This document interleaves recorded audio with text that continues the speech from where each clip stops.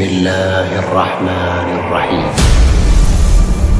Syarat untuk seseorang menjadi pemimpin yang membimbing manusia ke jalan Allah ialah sabar. Hendaklah dia bersabar demi meneruskan perjuangan untuk membela Islam. Tak cukup ke kau buat bapak aku macam ni? Kau sihir dia sampai dia sakit. Lebih baik kau ambil darah aku untuk kau puas. Aku bukan bawa ajaran Syiah. Ya! Sesungguhnya mereka orang yang sesat, jauh dari petunjuk.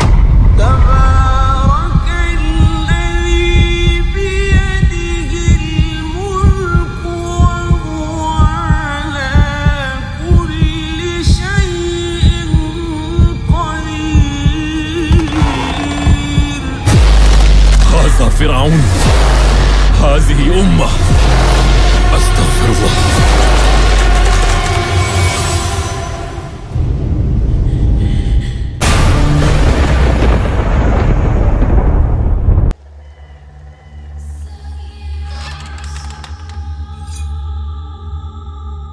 Kamu tahu benda apa ini? Keduanya milik sang penari. Kami ke sana untuk menjalankan proker KKN kami. Tapi desa yang kami pilih ternyata bukan desa biasa. Yang terjadi selanjutnya benar-benar di luar dugaan kami. KKN ini tidak berjalan seperti yang kami harapkan. Apa yang kamu lihat adalah makhluk yang menguasai tempat ini. Dia marah karena apa yang kamu bawa ke dalam desa ini.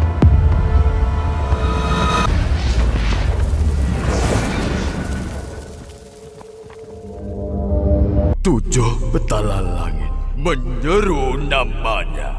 Tujuh petala bumi gerun akannya. Keris sakti merungkai rahasia.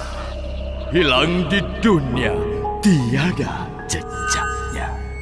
Gurun demi gurun silih berganti sehingga ia ditemui kini.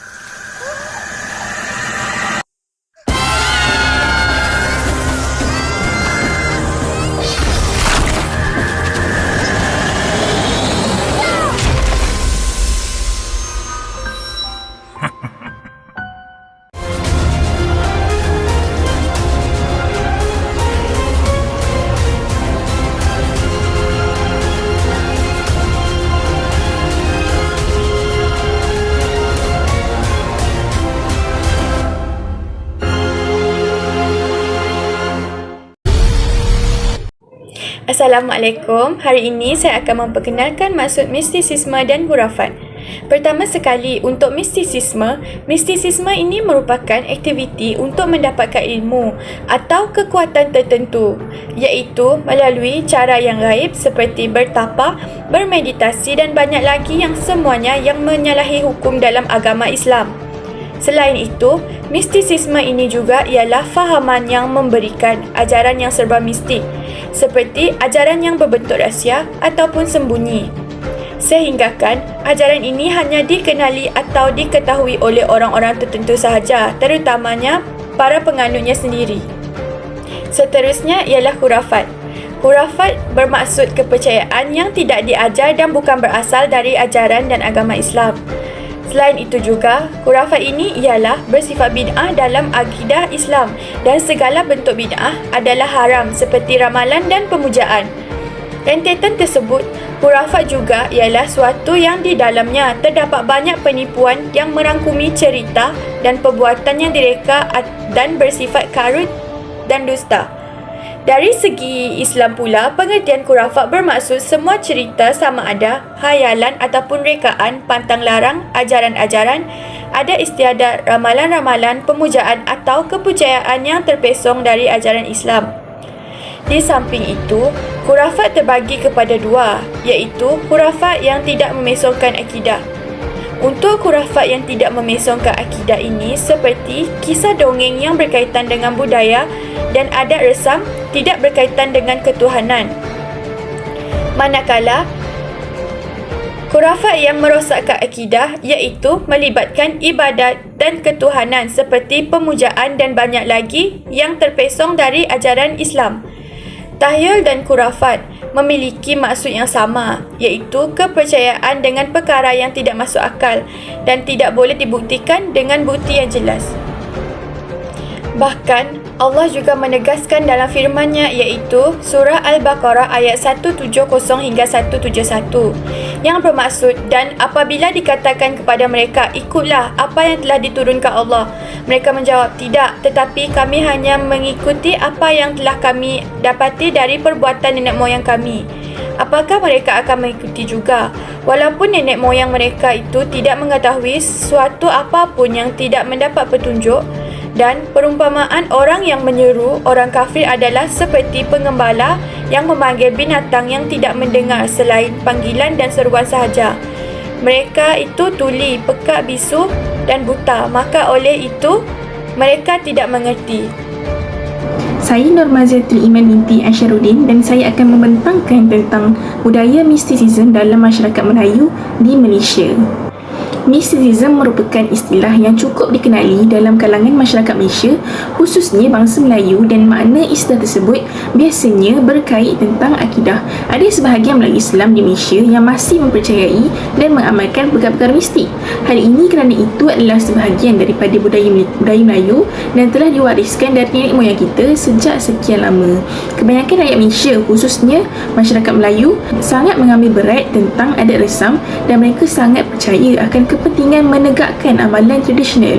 Akan tetapi ada juga yang tidak mengetahui bahawa amalan mistik ini melanggar prinsip agama dan mereka terus melakukannya. Oleh itu, apakah punca-punca yang menyebabkan segelintir masyarakat Melayu ini masih mempercayai dan mengamalkan amalan mistisism ini? Yang pertama, masyarakat Melayu Islam yang melakukan amalan mistisism ini adalah kerana mereka mempunyai kefahaman dan ilmu yang kurang mendalam tentang Islam, sehingga kan ada yang tidak menyedari bahawa amalannya berlawanan dengan syariat Islam. Bahkan ada yang mengatakan bahawa ia adalah sebahagian daripada ajaran Islam. Seterusnya, pengaruh kepercayaan kepada perkara ajaib dan sakti juga merupakan antara faktor utama kenapa terdapat masyarakat Melayu yang masih mengamalkan ajaran ini. Tambahan pula, Ustaz Badi Shah Alauddin ada menerangkan tentang isu ini bahawa kepercayaan terhadap perkara sakti atau mistik ini adalah berpunca daripada kecenderungan masyarakat untuk berkomunikasi dengan alam ghaib seperti sungai, hutan dan sebagainya yang merupakan ajaran kuno turun-temurun. Sebagai contoh, terdapat sebuah kajian tentang ajaran kripto yang membuktikan bahawa masyarakat Melayu senang dipengaruhi oleh sosok yang mempunyai kuasa sakti. Ajaran kripto adalah sebuah ajaran sesat yang telah mula bergerak sejak awal 1978 hingga 1982 di Semenanjung Malaysia, khususnya di Selangor, Pulau Pinang, Kedah dan wilayah persekutuan. Dalam ajaran kripto, guru ajaran tersebut sering menunjukkan kebolehan sakti kepada penganut mereka.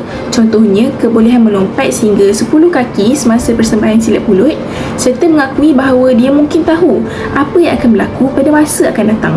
Oleh itu, kaedah yang dinyatakan tersebut sering digunakan untuk mempengaruhi pengikut baru yang cetek pengetahuan Islam. Malahan, cara tersebut didapati menjadi punca penyebaran ajaran sesat dalam masyarakat Melayu. Seterusnya, saya akan membicarakan tentang khurafat dalam pembunuhan dan pendukunan.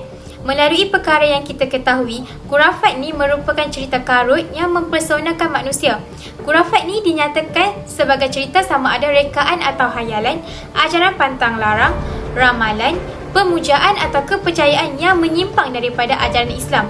Seperti mana firman Allah di dalam surah An-Nisa ayat 48 yang membawa maksud Allah tidak ampunkan dosa syirik sementara Dia memaafkan dosa-dosa yang lain. Maka sesiapa yang mempersekutukan kepadanya sesungguhnya dia telah melakukan dosa yang besar. Dijelaskan bahawa khurafat ini adalah perkara syirik dan dosa besar yang akan merosakkan akidah seseorang kerana mempersekutukan Allah dengan perkara yang lain.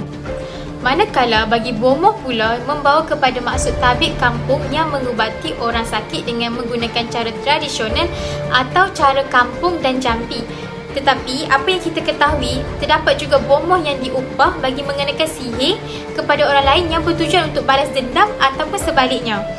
Bagi dukun pula, dia membawa erti yang sama seperti bomoh, iaitu orang yang mengubati orang sakit atau memberi ubat cara kampung ataupun tradisional dengan membaca jampi serapah dan sebagainya. Oleh yang kita tahu, pendukunan ni dia memberi penekanan yang berkaitan dengan ilmu dukun. Seterusnya, maksud a'raf dan kahin serta makna hadis. A'raf merupakan perkataan yang berasal daripada bahasa Arab, iaitu tukang ramal. Tukang ramal ini dikenali sebagai orang yang mengaku dia tahu apa yang akan berlaku dan telah berlaku. Contohnya, dia mampu untuk menunjukkan barang yang dicuri atau tempat hilangnya sesuatu benda. Manakala bagi makna kahin pula, dia membawa kepada erti dukun atau bomoh. Seperti yang saya bicarakan tadi, dukun dan bomoh ini adalah sama dalam memberitakan hal-hal gaib, perkabaran yang kononnya datang dari alam gaib dan sebagainya. Melalui fenomena sekarang, kita boleh lihat para kahin dan a'raf ni mempunyai transformasi yang tersendiri. Seperti yang kita ketahui, daripada orang diubah kepada majalah, buku-buku, media sosial. Contohnya, Facebook, Twitter dan paling famous pada masa sekarang ialah TikTok. Melalui itulah kebanyakan pemuda-pemudi membaca dan melayarinya. Melalui media ini juga membuatkan ramalan mereka dipercayai oleh orang ramai berbanding apa yang dijelaskan oleh Allah Subhanahu Wa Taala dan Rasulnya sendiri. Bagi makna hadis pula, iaitu daripada hadis riwayat Muslim berkata, barang siapa yang datang kepada araf, iaitu tukang tenung atau tukang ramal, lalu bertanya sesuatu daripadanya, maka solatnya tidak akan diterima selama 40 hari. Melalui hadis riwayat Abu Daud pula berkata, barang siapa yang mendatangani tukang ramal dan membenarkan apa yang dikatakan olehnya, maka sesungguhnya dia telah kufur dengan apa yang diturunkan oleh Allah kepada Muhammad sallallahu alaihi wasallam. Selain itu, terdapat juga dalil iaitu dari surah Al-An'am ayat 59 yang bermaksud, dan pada sisi Allah jualah anak kunci perbendaharaan segala yang gaib, tiada sesiapa yang mengetahuinya melainkan dialah sahaja, dan ia mengetahui apa yang ada di darat dan di laut, dan tidak gugur sehelai daun pun melainkan ia mengetahuinya, dan tidak gugur sebutir biji pun dalam kegelapan bumi, dan tidak gugur yang basah dan yang kering, melainkan semuanya ada tertulis di dalam kitab Lauh Mahfuz yang terang nyata. Seterusnya ialah contoh amalan pembomohan atau pendukunan. Di sini saya lampirkan 3 contoh. Yang pertama ialah tangkal azimah dan jampi serapah. Azimat ialah sesuatu yang mempunyai kesaktian kuasa dan dapat melindungi seseorang yang memakainya daripada perkara-perkara yang bahaya. Ada hadis daripada riwayat Ahmad, Abu Daud, Bahaki dan Hakim yang mengatakan sesungguhnya jampi, azimat dan pengasih ini adalah syirik. Contohnya ialah masyarakat kita percaya dengan menggantungkan sesuatu seperti gambar atau azimat boleh menyebabkan bertambah rezeki. Ia juga digunakan untuk menyempurnakan apa yang dikehendaki. Bentuk tangkal yang cara baru umat Islam sekarang ini ialah meletakkan pisau atau gunting di bawah tilam bayi, kononnya agar tidak diganggu, dan memakai cincin rantai atau tasbih kayu dengan percaya ada mendatangkan kebaikan dan menjauhkan keburukan. Seterusnya, amalan mandi bunga. Amalan ini banyak dilakukan oleh seseorang Muslim untuk menghindarkan daripada gangguan makhluk halus serta menaikkan aura seri dan mendatangkan ruah. Amalan ini juga dipercayai bahawa jika diamalkan mudah untuk mendapatkan jodoh. Tetapi konsep ini adalah salah sama sekali kerana berlawanan dengan qada dan qadar. Contoh yang terakhir ialah mengamalkan bomoh untuk menyembuhkan penyakit misteri. Seperti yang kita tahu, sekarang ini terlalu ramai yang mengamalkan bomoh ini. Bomoh ini tidak melandaskan syariat Islam yang betul, menyebabkan Allah murka dan Allah akan menurunkan bala kepadanya. Akan tetapi, bala itu bukan sahaja kepadanya tetapi turut berlaku kepada orang di sekelilingnya yang tidak terlibat dengan amalan ini.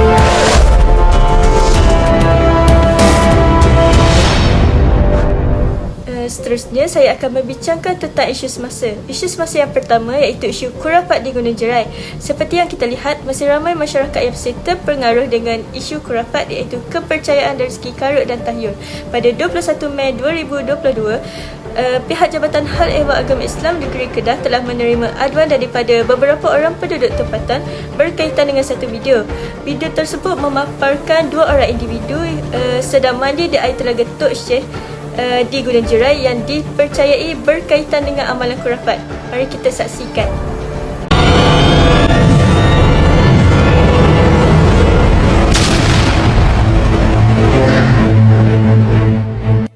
Jabatan Hal Ehwal Agama Islam Kedah JHE-AIK sedang menyiasat video berkaitan amalan khurafat yang dilakukan di Gunung Jerayan yang tular di aplikasi TikTok sejak beberapa hari lalu berkaitan aktiviti yang bercanggah dengan agama Islam untuk diambil tindakan. Dalam video yang tular itu, kelihatan sekumpulan pemuda menunjukkan aktiviti mereka di Gunung Jerai termasuk cara mengambil wuduk dan mandi air telaga.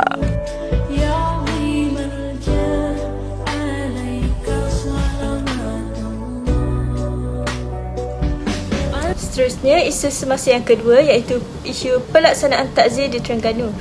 Dewan Undangan Negeri Terengganu telah meluluskan Enakmen Kesalahan Jenayah Syariah Takzir pada 1 Disember 2022. Terdapat pelbagai seksyen baru yang diluluskan, antaranya ialah seksyen 3A iaitu perbomohan dan sihir bagi memperkasakan lagi pelaksanaan undang-undang syariah di negeri tersebut.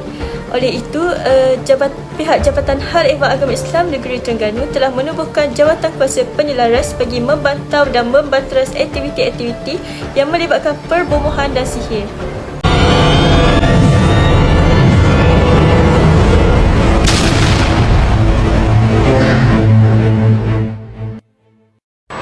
Dewan Undangan Negeri Dun Terengganu hari ini meluluskan Enakmen Kesalahan Jenayah Syariah Takzir Pindaan 2022.